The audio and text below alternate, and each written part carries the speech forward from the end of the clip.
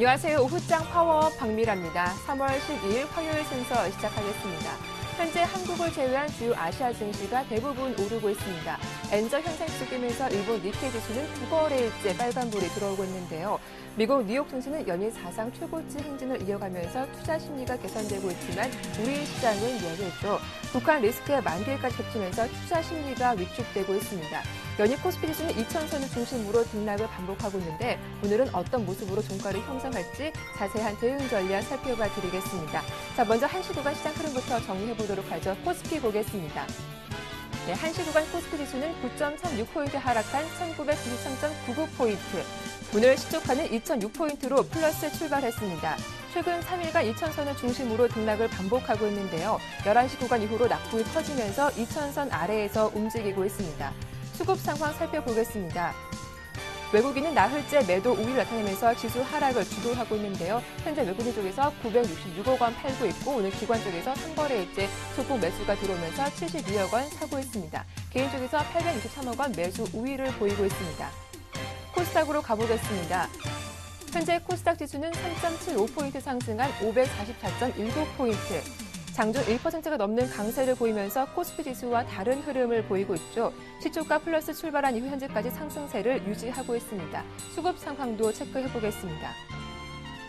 네, 외국인과 기관 쪽에서 3거래일째 매수세가 이어지고 있습니다. 현재 기관 쪽에서 19억 원, 외국인은 309억 원, 개인 쪽에서 327억 원 매도 우위를 보이고 있습니다. 외환 시장 흐름 살펴보겠습니다. 어제 장중에는 1,100원 선 돌파하던 원달러 환율 상승 탄력이 다소 둔화됐습니다. 1,097원에 출발한 이후 시초가를 소폭 밑돌고 있는데요. 현재는 60전 상승한 1,095원 40전에 거래되고 있습니다. 글로벌 증시 마감 상황은 잠시 후에 살펴보도록 하겠습니다. 이어서 시장 중계석이 이어집니다.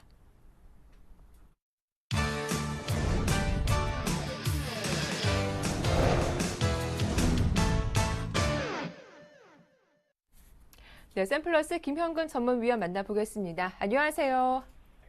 네, 안녕하세요. 예, 코스피 지수가 낙폭을 더 키우고 있습니다. 외국인의 선현물 매도가 이어지고 있는데요. 뉴욕 증시 사상 최고치 행진이 무색할 정도로 우리 시장은 투자 심리가 위축되고 있는데 오늘장 특징부터 정리해 주시죠. 예, 그렇습니다. 해외 시장 같은 경우는 지금 지표도 상당히 좋게 나오고 고용 지표도 좋게 나왔고요. 그리고 이제 지속되고 있는 그 양적 완화에 대한 그러한 부분으로 계속 최고가를 경신하고 있는 그러한 흐름이 나타나고 있는데 국내 시장은 그에 좀 미치지 못하는 디커플링의 모습을 다시 한번 좀 보여주고 있습니다. 바로 이제 국내적인 이벤트죠. 이러한 이슈라고 할 수 있는 악재라고 좀 할 수 있는 대북 리스크 이러한 부분들과 현재 지금 엔화에 대한 부분도 상당히 좀 영향을 받고 있고 다만 지금 오늘 자동차주들의 좀 반등도 좀 나오고 있습니다만 엔화에 대한 그러한 악재 그런 부분을 영향을 받고 있다고 좀 판단이 들고요. 현재 지금 수급적인 부분을 보면 또 외국인들이 매도를 최근에 좀 하고 있는 모습이죠. 오늘 같은 경우도 950억 정도 현재 매도를 좀 하고 있습니다. 기관 같은 경우는 어제는 좀 매수를 좀 해줬으나 어제는 이제 프로그램 쪽 매수가 많이 유입이 됐었는데요.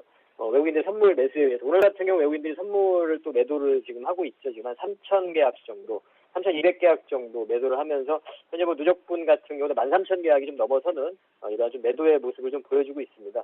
그러한 영향으로 지금 시장이 1993포인트, 2000포인트가 장중에 좀 이탈이 됐었는데 오늘 또 2000포인트 회복이 되는지 이런 부분을 좀 확인을 좀 해봐야 될 것 같습니다. 회복을 시켜주지 못한다면 하방으로 약간은 더 좀 하락할 가능성은 좀 있다고 보여집니다만 이따가 전략적인 부분을 말씀드리겠습니다만 1975포인트 정도까지는 가능한 수준의 그러한 하락이라고 판단이 들기 때문에 그러한 부분의 하락이 나타난다고 해도 추후에 어떤 긍정적인 시각 향후에 글로벌 시장과의 어떤 커플링이 되는 그러한 과정 속에서 진통이다 이렇게 좀 판단을 해야 될 것 같습니다. 현재 지금 기관의 수량 아직 매수의 모습이긴 한데요. 오늘 투신에서 또 매도를 많이 하면서 기관도 좀 매도로 전환될 가능성이 있어 보입니다. 업종별로 보면 지금 현재 외국인들 같은 경우 운수장비 쪽을 가장 많이 매도를 하고 있고요. 오늘 조선업종에 대한 매도가 더 큰 부분이죠. 자동차보다는 조선 쪽에 대한 매도가 좀 크고요. 그리고 전기전자 쪽에서 삼성전자, SK하이닉스 일부 좀 차익 매도도 나올 수 있는 그런 좀 구간이 된 것 같습니다. 단기간에 좀 많이 올랐기 때문에 약간의 좀 주춤하고 있는 이러한 모습이 나타나고 있고 대부분의 업종에 대해서 외국인들은 매도를 좀 보여주고 있습니다. 오늘 금융 섹터도 외인과 기관의 좀 동반 매도에 의해서 약간의 좀 조정을 좀 받고 있는 그런 모습을 보여주고 있고 기관 같은 경우는 현재 유통 쪽에 대한 매수를 보여주고 있습니다. 현대백화점이라든가 광주신세계라든가 영원무역 이러한 종목들의 강세가 좀 나타나고 있고 그리고 이제 운수 장비 쪽, 자동차 쪽에 대한 매수를 해주고 있는데 전일에 이제 우리 또 원화 같은 경우도 원화 강세 약간 좀 약해지는 그러한 흐름이 나타나면서 자동차주들의 오늘 좀 반등이 좀 나타난다 이렇게 좀 보여지고요. 오늘 같은 경우 사실 그래도 어떤 큰 특징보다는 현재 지금 그 디커플링 구간에서 대북 리스크와 옵션 만기를 앞둔 상태에서의 약간의 지금 방향성 없는 그러한 흐름을 좀 보여주고 있다 이렇게 좀 판단이 들고 2천이 좀 이탈된 거는 물론 이제 좀 심리적으로 좀 좋지 못한 흐름이긴 합니다만 그렇게 크게 해석할 필요는 없을 것 같습니다. 코스닥 같은 경우 반면에 최근에 이런 종목별로의 흐름들이 계속해서 나타나고 있다는 거죠. 지금 외국인들이 지금 300억대 매수를 보여주고 있습니다. 코스닥 시장에서 544포인트를 좀 보여주고 있고요. 기관도 소량이지만 매수를 해주고 있습니다. 오늘 같은 경우 코스닥 쪽에서 뭐 IT 쪽의 흐름이라든가 특히 이제 OLED 쪽이 상당히 눈에 띄고 있죠. 그리고 뭐 엔터라든가 모바일 게임이라든가 최근에 좀 다시 한번의 사이클을 말씀드리는 전자결제 쪽이라든가 이러한 강세 흐름들을 좀 보여주고 있습니다. 좀 더 자세하게 특징적인 업종을 좀 살펴보면 오늘 일단 전기전자 쪽에서 OLED 쪽, 장비 쪽에서 일전에 제가 이런 설명을 좀 드렸었죠. 일단 특징적인 업종 좀 말씀드리고요. 전기전자 쪽과 그리고 뭐 제약 바이오 쪽, 화학업 쪽, 그리고 좀 세분화 시켰습니다. 유통이라든가 섬유국, 자원개발, 엔터, 모바일 게임, 전자결제 이러한 섹터들의 흐름들이 나타나고 있습니다. 전기전자 OLED 쪽의 흐름들이 나타나고 있는데 이러한 부분들 일전에 장비나 소재 쪽에서 SFA와 덕산하이 메탈이 상당히 먼저 선발로 해서 상승을 좀 보여줬었고요. 투자에 대한 재개 부분에 있어서 그리고 그동안 움직이지 않았던 장비 쪽에서 AP 시스템과 소재 쪽에서 원희가 EPS 이러한 종목들의 흐름들 순차적으로 흐름들이 나타난다는 거죠. 이러한 쪽은 제가 일단 트레이딩 쪽에서 말씀을 드린 바가 있습니다. 최근 시장에서 SFA가 접근이 아닌 OLED 쪽으로 접근한다면 AP 시스템을 접근하는 이러한 순차적인 종목들 같은 섹터 내에서도 순환되는 이러한 트레이딩적인 부분을 조금 이해하실 필요가 있다고 생각을 하고요. 제약 바이오 쪽에서 그리고 LED 쪽도 지금 최근에 다시 계속 말씀을 드립니다. 많이 상승한 것 같지만 올해 2013년도에 이런 산업적인 부분을 보자면 우리가 지속적으로 관심을 가져야 되는 그러한 섹터이다. 다시 한번 좀 말씀을 드리겠고 그리고 터치패널주도 오늘 좀 흐름들이 나타나고 있습니다. 제약 바이오 쪽 여전히 강세를 보여주고 있고요. 메디포스트가 오늘 4%, 차바이오엔도 2% 상승을 하고 있습니다. 메디포스트 같은 경우는 어제 같은 경우는 상당히 최근에 한 일주일 정도 조정을 받으면서 좋은 또 트레이딩 쪽으로 매수를 가담할 수 있는 좋은 자리를 좀 줬던 것 같습니다. 그러한 흐름들이 나타나고 있고 제약주들 종근당이라든가 여전히 좋은 흐름들, 한미약품 좋은 흐름들을 보여주고 있고요. 그리고 고령화 사회에서 지속적으로 관심을 가져야 되는 이러한 섹터다 다시 한번 말씀을 드리고요.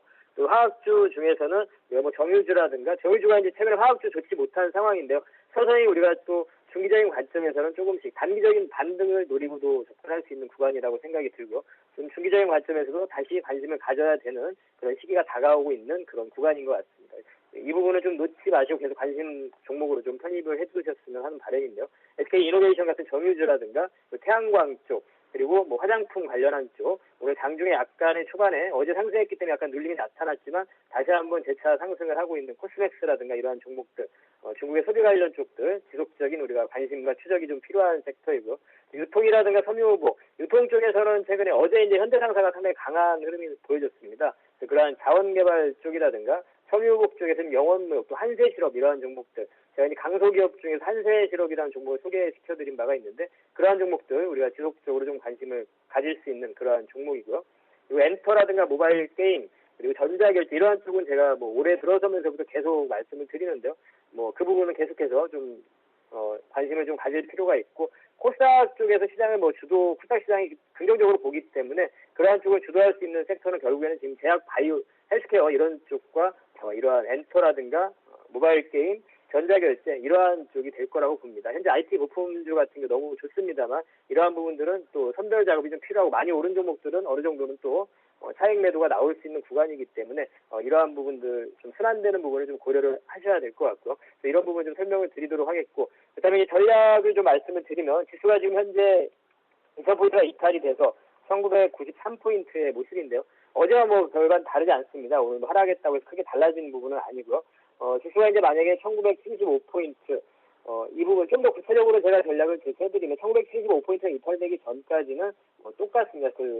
2000포인트 이탈이 돼서 이하에서는 어느 정도 저가 매수를 또 조율해야 되는 그러한 구간이라고 생각을 하고 여전히 중소형주의 그런 모멘텀이 있는 종목들 중국 관련이라든가 제약, 헬스케어, 바이오 이러한 섹터들 여전히 계속 관심이 가능하고 트레이딩이 가능하고요. 그리고 1975포인트가 만약에 이탈이 된다면 그때는 이제 현금 비중을 약간은 조금 더 한 50% 정도까지 늘리고 그 전까지는 여전히 계속 현금 비중 한 20-30%만 보유한 상태에서 그대로 매매가 가능하고 지수가 이제 2050포인트가 넘어가는 시점이 된다면 그때는 본격적인 상승의 트리거가 작용이 된다고 생각을 하고요. 2050포인트 이타 돌파가 되기 전까지의 시장은 우리가 최근에 말씀드리는 그러한 흐름이 지속적으로 종목별로의 흐름들이 더 진행이 될 것이다. 그리고 지수가 2000포인트 이하에서 1975포인트 이 사이에서는 우리가 저가 매수를 조율해야 되는 그런 구간이다. 옵션 만기가 마무리되고 대목 리스크가 마무리되기 전까지는 어느 정도 그러한 흐름이 좀 반복될 것 같습니다.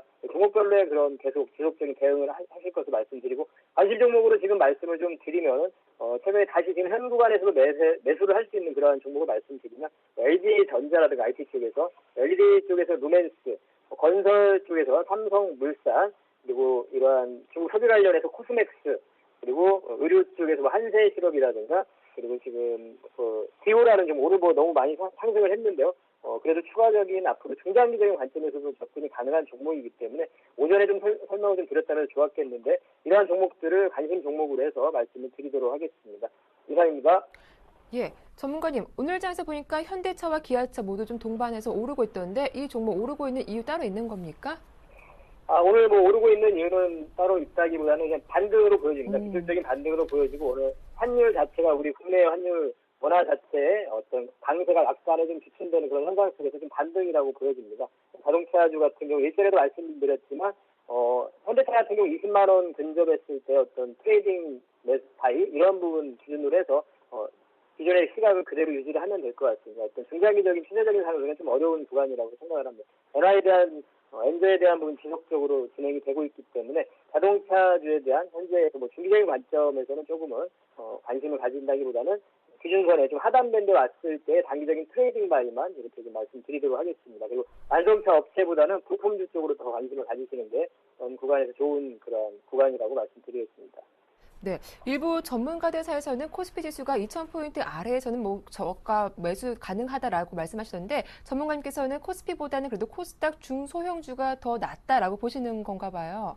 예, 아까도 제가 말씀을 드렸지만 그 부분은 이제 지수가 앞으로 2050포인트가 넘어서는 본격적인 어떤 상승의 궤도로 들어서기 전까지는 이러한 종목별로의 흐름들이 더 활발하게 나타날 것이고 물론 이제 우리가 그 조정은 잘 해야 되겠죠. 이게 한순간에 바뀌는 건 아니기 때문에 이러한 구간들 종목별로의 장세 흐름이 나타나는 구간 속에서도 어떠한 자금들은 앞으로의 상승을 좀 준비하면서 긴 시각에서 또 민감주들, 대형주들 모아가는 그런 자금들은 분명히 나타나고 있죠. 그래서 우리가 균형적인 부분을 굳이 이제 비중별로 말씀을 드리자면 한 30-40% 정도는 당연히 대형주 정도로 좀 편입을 해야 될 것이고 그리고 이제 40-50% 정도는 중소형주 쪽에서 매매를 해야 되는 그러한 시장이라고 생각을 합니다. 제가 아까 관심 종목으로 말씀드리는 그런 균형적인 부분을 좀 보시면 아시겠지만 LG전자도 말씀을 드리고 삼성물산이나 이런 종목을 말씀을 드리죠. 그리고 그 외에 코스닥에서 루멘스라든가 아까 디오라든가 메디포스트라든가 이런 종목을 말씀을 드리죠. 그래서 그러한 좀 균형적인 부분이 중요하고요. 어느 한쪽만 다 집중을 한다면 약간 한쪽에서 나중에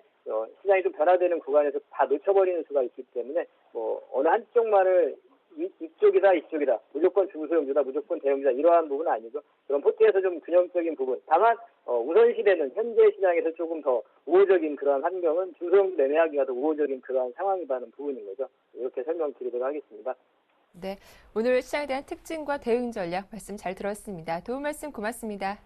네, 감사합니다. 네, 지금까지 샘플러스 김현근 전문위원과 함께했습니다.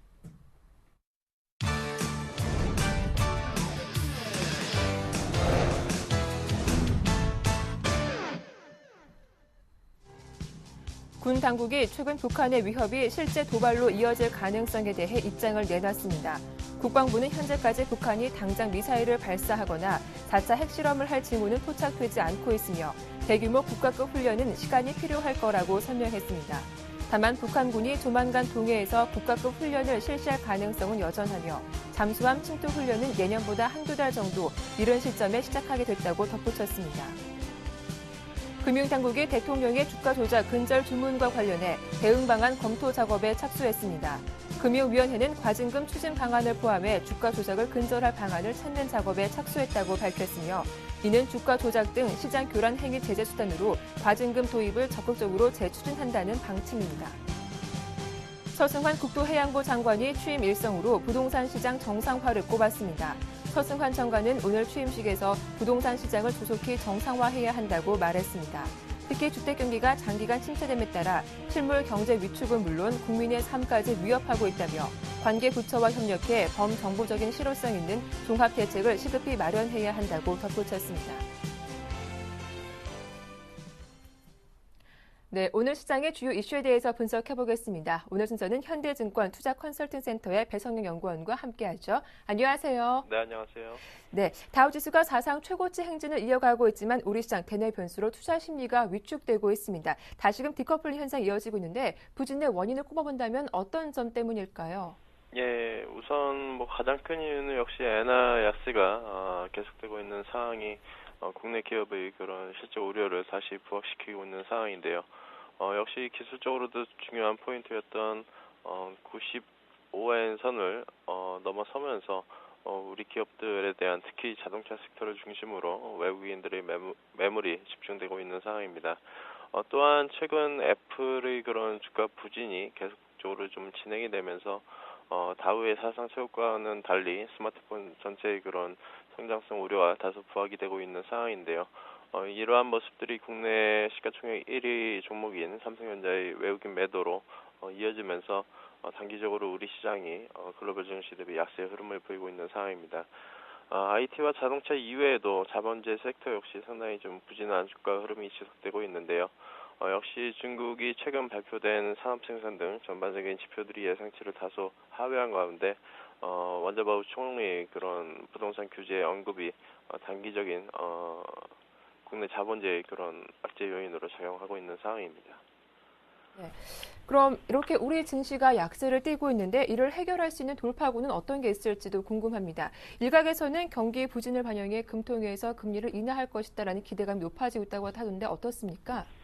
예, 전체적으로 글로벌 전반의 그런 저성장 기조가 계속적으로 좀 진행이 되고 있는 상황이고요. 최근 특히 이제 일본 증시 경우 엔화 약세를 출발로 해서 아베노믹스의 강한 정책 부양이 아무래도 일본 증시 가장 큰 상승 요인으로 볼 수가 있겠습니다.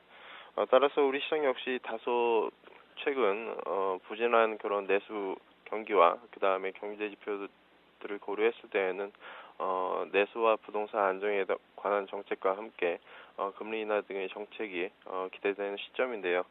역시 최근 시중금리가 기준금리를 하회하는 등 전체적인 측면에서 이번 금통위에서의 금리 인하 기대감이 계속적으로 높아지고 있는 상황이기 때문에 우리 정부 역시 경기 부양에 대한 입장이 어느 정도 이번 금통위를 통해서 확인되지 않을까 그렇게 보고 있습니다. 우리 내수 관련된 지표들 그리고 산업 생산 전반적인 수출 모멘텀이 다소 부진한 상황이기 때문에 일단은 경기 부양책을 통해서 그러한 부양 의지를 보여준다 그러면 어느 정도의 그런 증시 전반의 투자 심리도 살아나지 않을까 그렇게 예상하고 있습니다. 네, 계속 방향성 탐색 국면이 이어지고 있는데 코스피 2,000포인트 아래에서 적극적으로 매수를 해봐야 할지 매수한다면 어느 업종 유망할지도 오후장 대응 전략 살펴봐 주시죠. 예, 전체적인 측면에서 아직은 방향성 탐색 국면이 계속되고 있는 상황입니다. 기술적으로도 우리 시장이 추가적인 레벨업이 진행되기 위해서는 기술적으로는 2050포인트 안착이 상당히 좀 중요한 시점으로 볼 수가 있는데요. 다소 최근 여러 증시 변수의 그런 불리한 조건들이 계속적으로 좀 진행이 되고 있기 때문에 2050 안착은 역시 1분기 실적 전후로 해서 확인이 될 것으로 보고 있습니다. 기술적으로도 아직은 방향성이 없는 그런 국면이기 때문에 공격적인 대응은 다소 자제할 필요가 있겠고요. 오히려 시장의 방향성이 확인된 이후에 보다 적극적인 투자에 나서는 것이 좋다라고 볼 수가 있겠습니다. 단기적으로 역시 지수는 다소 제한적인 등락이 거듭될 것으로 보이지만 전체적인 시장의 흐름이 저점을 계속적으로 좀 높이고 있기 때문에 21선과 60일선 그리고 주요 지지선 부근에서의 그런 저점 매수 전략은 유효해 보이고요. 다만 단기적으로는 역시 코스닥 종목과 그리고 소비재 쪽으로의 그런 활발한 순환 매장세의 흐름이 지속되고 있기 때문에 일단 종목별 대응으로서 장기 수익률을 제고하시는 전략이 좋을 것으로 보고 있습니다. 네, 역시 코스피보다는 종목별 대응 장세가 필요하겠다라는 말씀 잘 들었습니다. 고맙습니다. 네, 감사합니다. 네, 지금까지 현대증권 배성영 연구원과 함께했습니다. 이어서 오늘 하루 문의가 많았던 종목은 무엇인지 증권사 연결해서 살펴보도록 하겠습니다. 오늘 순서는 KTB 투자증권의 김근호 과장과 함께하죠. 안녕하세요. 네, 안녕하십니까? 예, 오늘 하루 어떤 종목 문의가 가장 많았습니까? 네, 역시나 최근에 좀 장 흐름을 좀 반영하는 것 같습니다. 오늘 역시도 좀 코스닥에 대해서 좀 문의하시는 분들이 좀 많았었는데요. 네. 오늘 이 바텍이라는 회사에 대해서 좀 문의하시는 분들이 많았습니다. 최근에 거래도 좀 잘 실렸고 주가 흐름도 좋은 종목이었는데, 일단 바텍 같은 경우에는 치과용 디지털 엑스레이 그리고 CT 촬영기기를 좀 제조해서 이 자회사인 바텍 코리아 그리고 바텍 글로벌을 통해서 국내와 국외에 판매하는 업체인데요. 그러니까 의료 장비 업체라고 좀 생각을 하시면 될 것 같고, 최근에 이 실적 성장이 굉장히 좋다라는 말씀을 좀 드리고 싶습니다. 실적 성장이 지난해 연결로 해서 영업이익이 한 120억 수준 정도 나왔는데, 전년 비 대비해서 엄청난 상승률, 성장률을 기록을 했고요. 매출액과 당기순이익 역시도 지속적으로 좀 성장하는 좀 모습을 보였습니다. 일단 이 부분에 이 치과용 디지털 엑스레이 부분에 있어서 굉장히 좀 좋은 어떤 판매 성장세를 좀 보여주는 것 같고요. 그로 인해서 동사의 이 주가 그리고 실적이 굉장히 좀 좋다라는 말씀도 드리고 싶고, 일단 최근에 좀 많이 올랐는데 매수를 생각하시는 분들은 한 13,000원 밑에서는 좀 매수를 해보셔도 된다니까. 5일선이 12,450원, 500원 수준인데 요 가격대 그리고 12,000원대까지는 충분히 좀 매수할 수 있는 매수권용으로 좀 사용하셔도 되고요. 조금 더 좀 기다려 보겠다라는 분들은 10,000원대까지는 좀 기다려 보시고 매매를 하실 수도 있다라는 말씀을 좀 드리고 싶긴 한데, 최근에 10,000원대까지 좀 조정이 나올 만한 어떤 악재나 이런 부분들은 보이지 않기 때문에 5일선 눌림 정도 이용하셔서 매수를 좀 하시면 된다라는 말씀 드리겠습니다. 네. 오늘 문의가 많았던 종목 바텍은 13,000원 아래에서는 매수 접근도 가능하겠다라는 말씀 잘 들었습니다. 자, 이어서 오늘장 추천 종목은 어떤 종목일까요? 네, 이 동성제약이라는 종목에 대해서 좀 말씀을 드리고 싶어서 좀 가지고 나왔는데, 동성제약 같은 경우에는 국내 연모제의 1위 업체입니다. 동사 같은 경우 이 주요 제품으로 연모제의 세븐에이드라는 제품이 있는데, 이 제품을 비롯해서 두발 관련 제품으로 동사 굉장히 좀 좋은 판매고를 올리고 있고요. 그러니까 이 염색과 관련된 어떤 의약품들을 좀 생산하고 있다라는 부분을 좀 이해를 하시면 될 것 같고, 일반 의약품 품목의 도매 그리고 약국과의 어떤 직거래, 그러니까 기존의 어떤 연모제뿐만 아니라 일반 의약품도 역시나 좀 거래를 하고 있다라는 부분도 좀 이해를 해주시면 될 것 같고, 광의의 범위에서는 역시나 제약주로 좀 분류되는 회사라고 좀 말씀을 드리겠습니다. 동사 투자 모멘텀에 대해서 좀 말씀을 드리면, 이 해외 공략에 대한 기대감이 최근에 굉장히 좀 강하게 좀 불어오고 있습니다. 동성제약 같은 경우 사실 최근에 해외 쪽의 판로들을 지속적으로 좀 개척하는 모습들을 좀 보여주면서 일단 인도 시장과 중국 시장에서의 첫 방송이 좀 나갔는데, 이 방송에 대한 반응이 굉장히 좀 좋았다고 합니다. 그러니까 홈쇼핑을 통해서 중국 쪽에서는 역시나 제일 유명한 CJ 동방을 통해서 홈쇼핑 쪽으로 좀 판매를 지속적으로 좀 가져가려고 하고 있는데, 일단 이 방송이 첫 방송을 타면서 방송에 대한 분위기나 반응이 굉장히 좋았기 때문에 지속적으로 이 판매에 대한 해외 시장의 어떤 매출 증가, 이 부분으로 좀 이어지지 않을까라는 부분들을 좀 기대하고 있고요. 해외 시장이 좀 매출이 증가가 지속적으로 좀 된다면 국내에서의 매출 증가보다 훨씬 더 파급력이 커질 수 있다. 그 이유는 실적 성장이 굉장히 좀 가속도가 붙을 수 있다라는 말씀을 좀 드리고 싶고, 올해가 이 실적 성장, 그러니까 숫자가 굉장히 좀 잘 나오는 해 원년이 좀 될 수 있다라는 부분으로 좀 이해를 해주시면 될 것 같고요.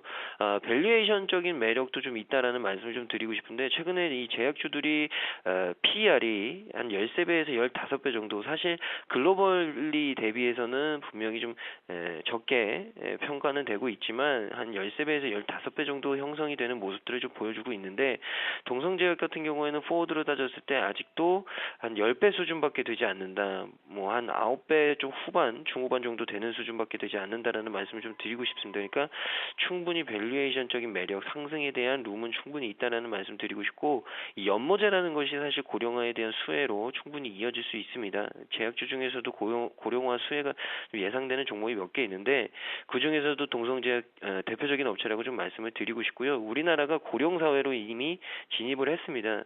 고령화 사회로 이 고령화 사회 다음이 고령 사회인데 지속적으로 이 연모제에 대한 수요는 커질 수 있다라는 말씀 좀 덧붙여 드리고요. 그래서 1차 목표가로는 6,000원 정도 대응을 하시고 손절가 4,500원 정도 대응을 하시면 될 것 같습니다. 네, 제약주에 포함된 종목이었죠. 동성제약 오늘 종가에서 매수 가능하겠다라는 말씀 잘 들었습니다. 도움 말씀 고맙습니다. 네, 감사합니다. 네, 지금까지 KTB투자증권의 김근호 과장과 함께했습니다.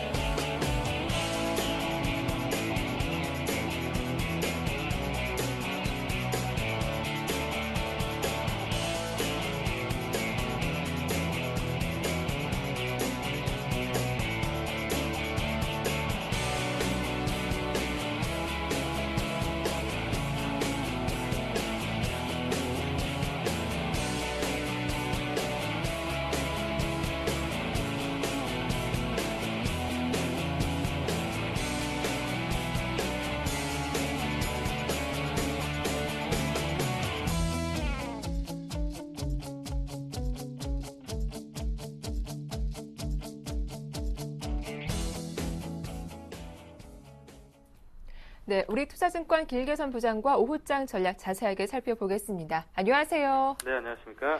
예, 오늘 외국인의 선현물 매도가 집중적으로 출회되고 있습니다. 3월 선물 옵션 동시 만기를 앞두고 매도 물량이 얼마나 될지 관심이 집중되고 있는데 오늘 시장 특징부터 좀 정리해 주시죠. 네, 외국인 중심으로 해서 파생 시장이 조금 조심스러운 행보가 이루어지고 있지 않은가라고 분석해 볼 수가 있는데요. 3월 들어서면서부터 보시면 파생 시장에서는 미결제 약정이 계속적으로 좀 감소세였습니다. 즉 상방 배팅의 비중을 좀 축소시키는 흐름이 좀 이어지는 것이 아닌가라고 볼 수가 있었겠는데 역시나 지수는 약간씩 좀 후퇴를 하면서 시장의 답답한 면들을 나타내고 있는데요. 오늘 미결제 약정이 2,000계약 이상 증가한 모습이 나오고 있는데 약간 하방 배팅의 가능성을 좀 고민을 해봐야 되는 시점인 것 같고요. 외국인들의 위험관리 측면이 관찰되고 있는 그런 국면에서 일단은 미결 약정이 증가된 거 아닌가. 최근에 현물 매도와 함께 선물 매도가 계속적으로 나오고 있다는 것을 좀 유의할 필요가 있다고 느껴집니다. 반면에 기관은 시장이 완전히 꽉 막혀 있는 상황에서 그 요지부동의 주가 흐름을 유지하기를 바라는 그런 수구적인 태도가 계속되고 있는 포지션이 관찰이 되고 있기 때문에 최근 방향성이 없고 변동성은 급격히 약화된 상황에서 수급적으로 기관에게 기대해 볼 수 있는 것은 없다라고 보셔야 될 것 같고요. 여기서 외국인이 강하게 시장을 들어주지 않는 이상 시장이 약간 하방에 대한 유의를 하고 있다는 측면을 감안해 보면 당분간은 옵션 만기를 전후해가지고 시장 내에서 약간 관망 심리가 상당히 크게 매도될 것이고 오히려 빠지지 않으면 다행이다 이렇게 시장을 바라봐야 될 것 같습니다. 특히 이러한 것들이 채권 시장을 중심으로 해서 안전자산에 대한 선호 비중이 약간씩 증가하는 모습도 나오고 있다는 측면을 감안해 보면 주시장 자체가 3월장에서는 크게 기대할 것이 없다고 바라보셔야 되고요. 따라서 시장에 기대할 수 있는 지수에 기대할 수 있는 부분이 워낙 적다 보니까 결국은 개별 종목 중심의 테크니컬한 대응이 절실해지는 구간이라는 것이 오늘 장에서도 여실히 드러나고 있다고 판단합니다. 네, 말씀하신 것처럼 방향성을 가늠하기 참 어렵기 때문에 대응하기도 쉽지 않은 그런 장이 펼쳐지고 있는데 지수보다는 종목별 대응 전략이 필요하다는 말씀이시죠? 네, 그렇습니다. 지금은 네. 지수와 관련된 종목을 포트폴리오에 담고 있어가지고는 시장 수익률을 쫓아가기도 어려울 뿐만 아니라 오히려 시장 수익률에 역행할 수 있는 포트폴리오 전략이다라고 보셔야 될 것 같고요. 지금은 대형주 가지고 얘기하는 것이 굉장히 위험한 발상이라고 보고 있습니다. 지금은 대형주 쪽 섹터에서도 완전 개별성의 대형주를 움직이거나 또는 그런 종목들로 구성이 된 이외의 완전 개별 종목으로 포트폴리오를 구성하는 것이 수익률 측면에서 배가 될 수 있는 유일한 전략일 것 같고요. 그렇게 하기 위해서는 일정 현금 비중이 있어야지만 계속적인 트레이딩이 가능할 것으로 보고 있습니다. 따라서 오늘 코스피 200 종목 내에서 현대 엘리베이터가 상한가를 기록을 했는데요. 그걸 보시게 되면 꼭 M&A 관련한 지분 관련한 이슈가 가시화되지 않았다고 하더라도 코스피 200 종목이 상한가를 치는 경우가 그렇게 많지 않은 케이스이기 때문에 그런 케이스를 연구해보면 여실히 지금은 종목별 대응이 강하게 나타나고 있는 장이 나타나고 있습니다. 따라서 지금은 오후장에서도 역시 종목 피킹을 중심으로 해서 시장 대응할 수밖에 없는 그런 움직이는 종목들을 골라내는 매매를 적용해서 트레이딩을 해야 된다는 것이 오후장의 유일한 대응 전략인 것 같고요. 오늘 그러한 종목들이 지금 많이 나오고 있는 것들이 최근에는 확실하게 상승에 대한 모멘텀을 확인하고 오르는 종목들보다는 상승의 가능성이 있는 종목들에 대해서 유동성이 갑자기 집중되는 모습이 나오면서 주가가 예상치 않게 급등주들이 나오고 있습니다. 그런 대표적인 종목이 아마 디오 같은 그런 종목이 될 것 같은데 아마도 차트상의 매물대를 강력하게 돌파를 하면서 출발과 동시에 갭상승을 했습니다. 이런 종목의 패턴을 그리는 종목들이 오늘 오전장에 여러 종목들이 나왔기 때문에 이러한 종목들의 특징은 결국은 우리가 오후장을 대비할 때 이 종목이 이러한 패턴이 나왔고 이러한 실적과 이러한 재료를 가지고 있기 때문에 주가가 올라갈 것이다라고 확신을 가지고 나중에 들어가게 되면 이미 늦다라는 것이죠. 즉 최근은 개별 종목들은 대형주 쪽에서 벗어난 유동성의 자금들이 집중적으로 순매수 파워가 압축돼 가지고 유입이 되고 있기 때문에 시장 내에서 테크니컬한 접촉만이 유일하게 트레이딩이 대응이 가능해지는 그런 구인이라고 보셔야 됩니다. 즉 시장 내부에서 기술적인 차트의 모양새가 거래량이 약간 증가되면서 어떤 재료를 수반할 것 같은 느낌이 들면 강력하게 일단 먼저 사고 보자라는 심리가 앞서면서 주가가 훨씬 더 빠르게 움직이는 그런 흐름이 나타나고 있기 때문에 지금은 확인하고 들어가면 늦고 이미 개별 종목 중심으로 해서 예상과 가정을 바탕으로 한 번씩 포트폴리오 내에서 계속 순환매를 도는 트레이딩 전략이 유효해 보인다라고 오후장 대응 전략 얘기 드리겠습니다. 네, 개별적인 종목으로 대응해 보는 게 좋다라는 의견이신데 그렇다면 어떤 종목이 유망한지 관심 종목도 소개해 주시죠. 아마 오늘 오전장에 디오와 유사한 패턴을 그린 종목은 AP 시스템이 될 것 같은데요. 네. 아마도 삼성전자의 플렉서블 OLED의 핵심 기술을 보유하고 있기 때문에 이미 진입 장벽이 강력하게 형성이 되어 있습니다. 그렇게 보면 2013년에 본격적인 실적 성장수로 관심 있게 봐야 되는 종목으로 보고 있고요. 최근에 웨이브 일렉트로가 상당히 강하게 치고 나가고 있습니다. 아마도 주가 상승의 흐름이 어디까지 이어질지 모를 정도로 한참 동안 상승이 가능하지 않을까 추정이 가능할 것 같고요. 그 외에도 신정부의 R&D 정책 수혜주로서는 아마도 제약, 바이오, 헬스케어 섹터 종목들 상당히 유망한데 금일장에서 휴원수나 시젠 그리고 뷰웍스라든지 인포피아, DNA 링크 같은 종목들이 상당히 유망한 종목으로 관심 종목 권유드리겠습니다. 네, 오늘 관심 종목에 대한 말씀까지 자세하게 들어봤습니다. 도움 말씀 잘 들었습니다. 고맙습니다. 네, 고맙습니다. 네, 지금까지 우리투자증권의 길계선 부장과 함께했습니다.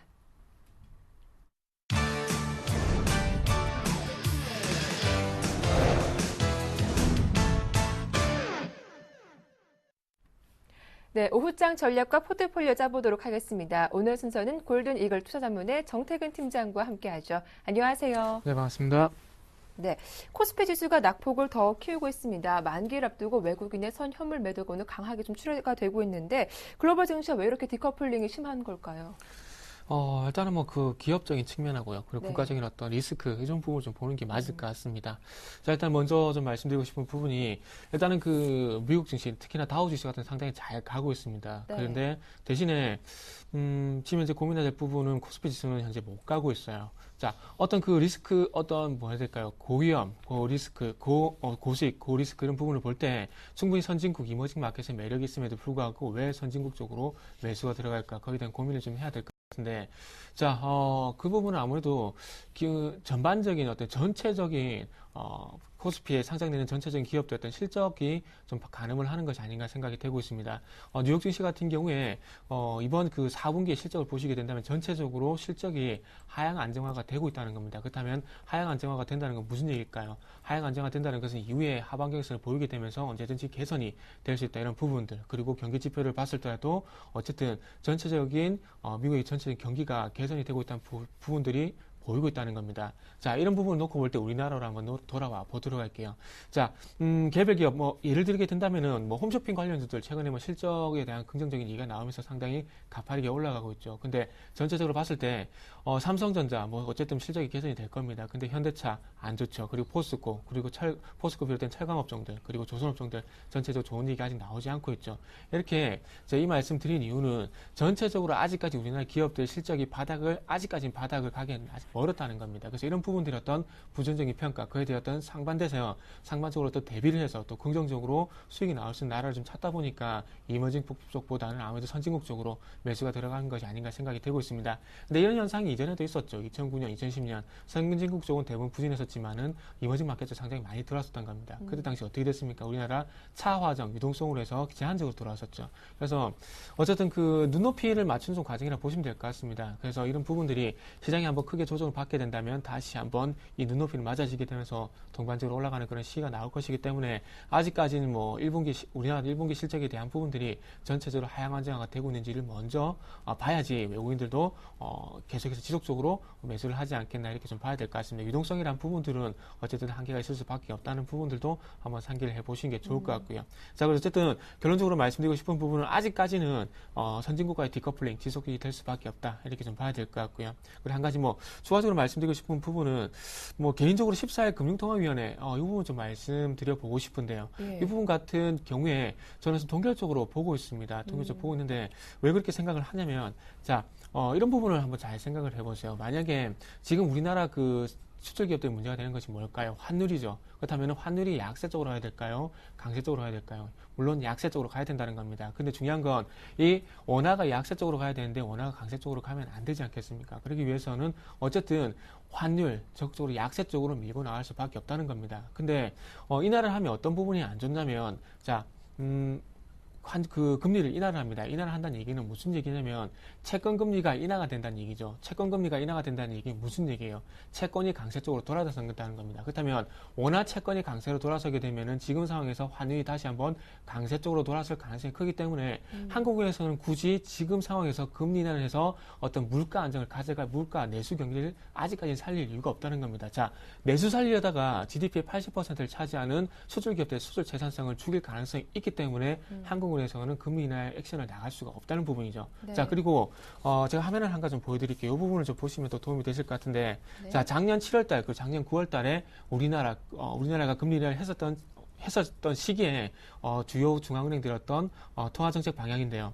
작년 7월달 같은 경우에 ECB 유럽 중앙은행이죠. 0.25% 금리 인하했었고요. 그리고 FRB 같은 경우에 장기 모기채에 대한 어떤 추가 매입을 검토를 했었습니다. 그리고 중국 같은 경우에도 대출금리 그리고 예금금리를 인하를 했었죠.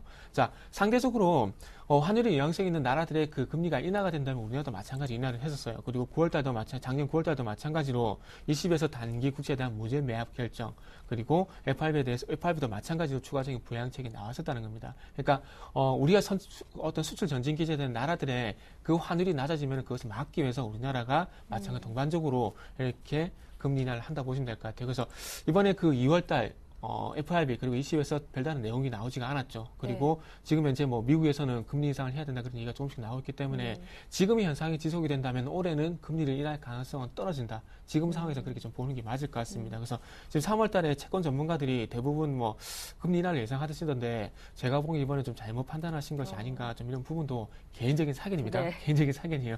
개인적인 사견을 좀 말씀드려 보도록 하겠습니다. 자, 어려운 얘기 좀 드렸는데 이제는 차트 보면서 좀 기술적인 부분 좀 짚어보도록 할게요.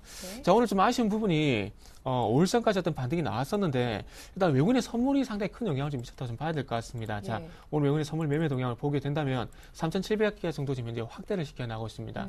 선물 매도 포인트에 늘어난다는 얘기는 무슨 말일까요? 아래쪽으로 그러니까 추가적으로 하락할 가능성이 있기 때문에 아래쪽으로 더 누른다는 얘기입니다. 자, 이 부분을 보시면서 저 선물 차트 좀 같이 볼게요. 자, 선물 30분 봉인데 지금 자리가 좀 상당히 중요합니다. 왜 중요한지를 지금 봐야 될 게 어떤 것이냐면 자, 265포인트가 상당히 중요한데 지금 깨져버렸거든요. 이 부분이 왜 중요하다면 하냐면 자, 아래쪽을 보시면은 시장이 상승하게 되면서 선물 시장이 상승하게 되면서 매수 포지션에 들어오게 되면서 미결작정이 같이 늘어났죠. 자, 네. 매수 포지션에 들어가게 되면서 미결작정이 동반적으로 증가했다. 이 얘기가 무슨 얘기냐면은 시장이 추가적으로 상승할 가능성이 크기 때문에 매수 포지션을 청산하지 않고 추가적으로 가져간다는 겁니다. 그러니까 네. 시장이 올라가기 위한 포지션을 동반적으로 같이 가져간다는 얘기예요. 근데 중요한 건 270포인트가 지난 시간, 그 지난 시간도 말씀했지만 270포인트가 저항이 되게 되면서 어떻게 됩니까? 시장이 빠지고 그리고 미결작정이 줄어들죠. 네. 이게 무슨 얘기일까요? 그 전에 들어갔던 매수 포인트에 대한 청산이 지금 이루어지고 있다는 겁니다. 근데 중요한 것은 오늘 시장이 좀 하락하게 되면서 어떻게 돼요? 미결작정이 조금 위쪽으로 움직이고 있죠. 네. 이게 무슨 얘기냐면 저는 그렇게 안 됐으면 좋겠지만 오늘 시장이 매도 포지션이 나오고 있죠. 시장이 매도 포지션이 증가를 하게 되면서 미결작정이 동반적으로 증가하는 흐름이 나오고 있다는 겁니다. 자, 이 얘기가 무슨 얘기냐면 시장이 추가적으로 하락할 가능성이 있기 때문에 매도 포지션을 계속해서 보유를 한다는 얘기예요. 그렇다면은 네. 시장이 당연히 좀 부담이 될 수 있겠죠. 왜? 2월 20일 날 시장이 매수 포지션이 증가하게 되면서 시장이 올라왔듯이 지금 마찬가지로 매도 포지션이 증가하게 되면서 미결작정이 동반적으로 증가하게 된다면 네. 당연히 시장이 부담이 될 수밖에 없다는 겁니다. 그래서 오늘 이후로 옵션 만기에 대한 부분도 중요하지만 예. 선물의 매도 포지션과 그리고 미결제가 전반적으로 증가하게 된다면 선물 265포인트 그리고 그 아래쪽 더 내려갈 가능성이 있기 때문에 30분 봉을 보시면서 미결제 동향 꼭 체크를 하시라고 말씀드려보고 싶고요. 그리고 이전에 말씀드렸던 박스권 1940포인트에서 2030포인트의 박스권 지금도 유지를 하자 이렇게 말씀드리면서 마지막으로 결론을 내보자면은 전략은 종목별 대응과 그리고 현금 확보가 아직까지는 필요한 구간이다. 이렇게 정리를 해보도록 할게요. 네. 오늘 시장 전반적인 흐름 들어봤습니다. 선물 지수가 중요하다라는 말씀이었는데요. 이어서 오늘장 관심 종목 들어봐야겠습니다. 어떤 종목 들어보셨습니까? 네. 시장과 조금 연관성이 떨어진 종목인데요. 네. 제닉이라는 종목을 준비했습니다. 하이위팩 아시죠? 알죠. 예. 그래서 여성분들 좀 많이 아는 종목인데요. 네. 일단 이 종목이 비중 15% 투자 기간 1개월 정도에서 한번 편입을 해보도록 할게요. 자, 이 종목 같은 경우 가격 조정이 상당히 크게 나왔었습니다. 근데 이제부터 보셔야 될 부분은 가격 조정이 첫 번째가 가격 조정이 충분히 나왔다. 그리고 이제는 하이위팩 이제 6가 나오게 되면서 신제품에 대한 기대감. 그리고 두 번째는 중국 공장의 어떤 본격적인 생산을 위해서 매출이 증가할 가능성. 이 세 가지를 한번 중점적으로 말씀드려보고 싶어요.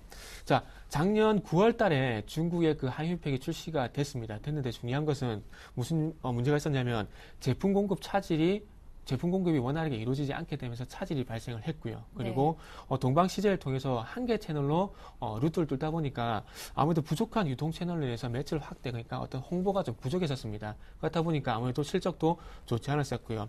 그래서 이런 부분들 때문에 올해 연간 실적도 영업이익이 한 76억 정도 예상이 된다는 얘기가 있는데 이 부분도 못 미칠 가능성이 있다는 부분들이 먼저 가격적으로 선반영이 됐습니다. 하지만 이런 부분이 중국 공장이 이제 2분기부터 본격적으로 생산이 들어간다고 얘기가 나오고 있습니다. 그래서 중국의 아메이, 다단계사죠. 중국 아메이, 그리고 아모레 퍼시픽 중국 범위를 통해서 제품 공급이 될 것이라는 얘기가 나오기 때문에 이제부터는 어떤 신제품에 대한 기대감뿐만 아니라 실적도 이제는 턴어라운드가 될 것이라는 기대감도 조금 가져봐도 되지 않겠나 생각을 하고 있습니다. 자, 그러면서 차트 좀 보면서 말씀을 드릴게요.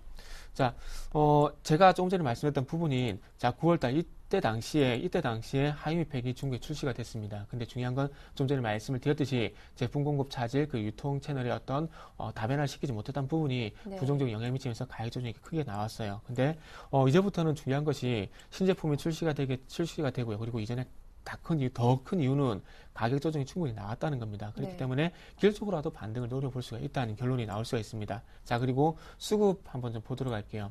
자, 수급을 한번 보게 된다면은, 자, 최근에 와서 반등 21선을 회복을 하게 되면서 중요한 것은 개인 쪽에서 매도가 나오고 있고요. 그러면서 누가 매수를 하냐? 투신 쪽에서 현재 지금 매수에 나서고 있다는 겁니다. 그렇기 때문에 항상 그럴 가능성은 떨어지지만 항상 그렇다 100%의 가정은 아닙니다.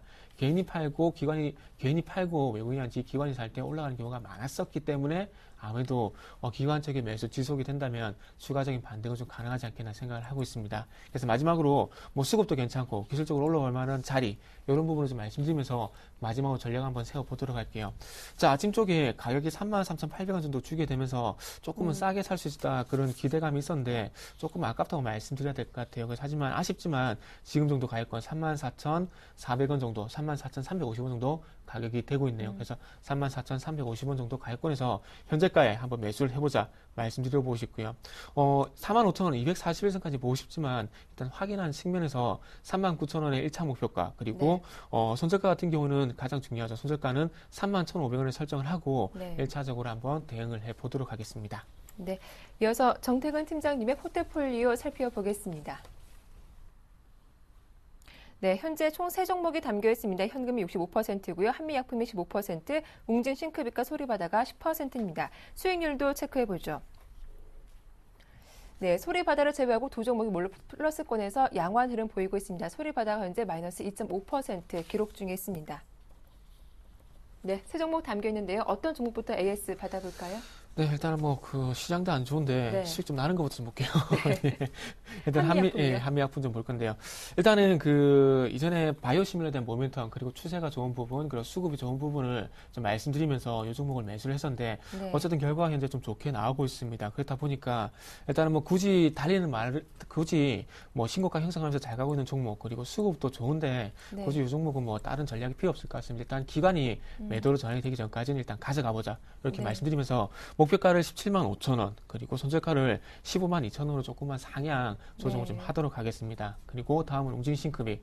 웅진싱크빅 같은 경우에 어제까지 좀 급등이 나왔었다고는 좀 조정을 받고 있는데 이 종목 조금 아쉽습니다. 그래서 네. 이 종목은 손절가만 8,750원에서 9,250원으로 손절가만 상향 조정을 하고요. 그리고 마찬가지로 이 종목도 수급이 상당히 괜찮습니다. 수급이 괜찮기 때문에 기관 수급이 매도로 전환되기 전까지는 보유를 한다. 이렇게 말씀드리고요. 마지막으로 소리바다. 이거 좀 아쉬운데요. 일단은 터치했네요. 손절가를 터치했는데 일단은 그 실적이 좀 안 좋게 나왔습니다. 제가 실적 부분을 좀 그 망각을 좀 한 것 같아요. 그래서 조금 네. 제가 실수를 좀 한 것 같은데 그래서 조금 손실이 2.5% 좀 많지는 않지만은 일단 손절을 하게 되면서 실적에 대한 우려감이 해소가 되기 전까지는 일단 접근을 좀 자제를 하면서 일단 요 종목은 손절 좀 하도록 하겠습니다.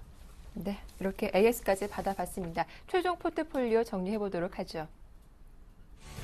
네, 소리바다는 제외되고 제닉이 편입되면서 그대로 종목은 세 종목 유지하게 됐습니다. 현금 60%입니다. 네, 한미약품은 목표가 손절가 상향 조정했고 웅진싱크빅도 손절가는 상향 조정했습니다. 오늘 새롭게 편입된 종목이죠. 제닉 현재가에서 매수 가능하다. 목표가는 39,000원, 손절가 31,500원입니다. 네, 지금까지 정태근 팀장과 함께했습니다. 오늘 수고 많으셨습니다. 네, 감사합니다. 네, 오후장 파업 여기서 마치겠습니다. 오후장도 현명하게 대응하시기 바랄게요. 저는 내일 다시 인사드리겠습니다. 고맙습니다.